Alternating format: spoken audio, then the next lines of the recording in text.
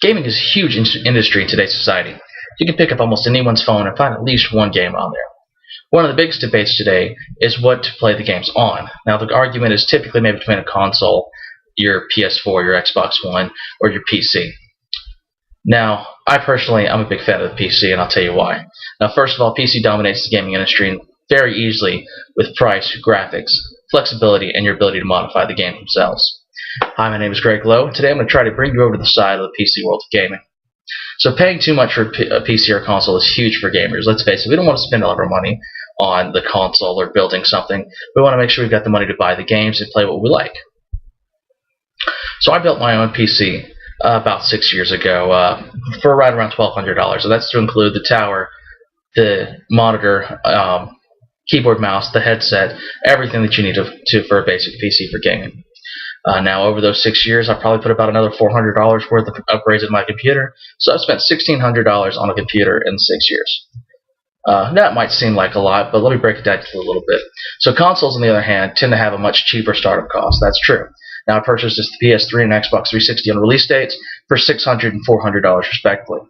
Now, I've had to replace both of my systems, unfortunately, due to malfunctions in the actual hardware itself, the software itself. So that set me back another $650 between both of those consoles. Now, I did purchase special edition consoles for both times, so those cost me just a little bit more. So right now I'm sitting at $1,650 over the last 8 years of having them, and that's not to include, buying extra controllers for both consoles. I played the Rock Band games, so I had to buy all the controls for that as well. So when you're starting to look at all the peripherals that you need for that, it starts to get a little expensive.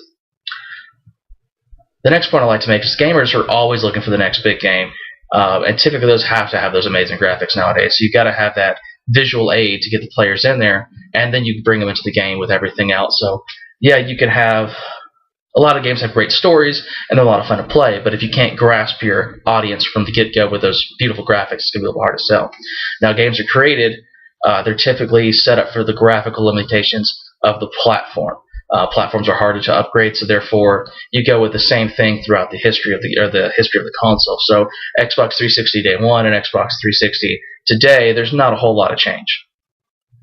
Now, consoles have come a long way with system updates and software updates and things like that, but with a PC, something comes out that you can't play because the graphics are too much or something like that. You can always upgrade your PC, which is a nice thing to do. Or say new game comes out, you might not play it on the highest graphics, but you can kick it down a notch or two, and you're still playing your game.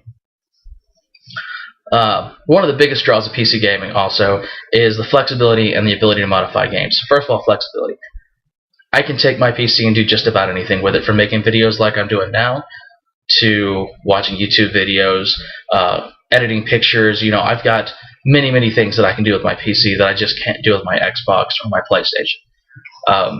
The bigger part of that is the modification. So with console games, I've got to spend $60 on a game to start. So $60 for a brand new game.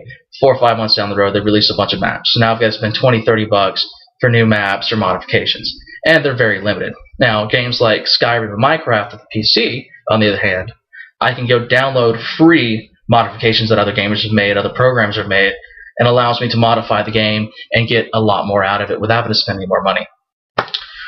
In conclusion, personal computers are all around greater platform than today's consoles. Computers have many more functions than your console has, and typically last long without having being completely replaced. The nice thing is, too, is that your computer can be built to what you want it to do. So if you want it to be the best gaming computer out there, you can go spend the money and do that. Or if you just want something that can play the baseline games and not get too deep and too involved, you can do that as well for less money.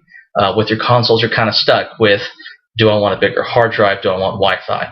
That's kind of where you're stuck there, is what side. That's pretty much all you've got from the developers.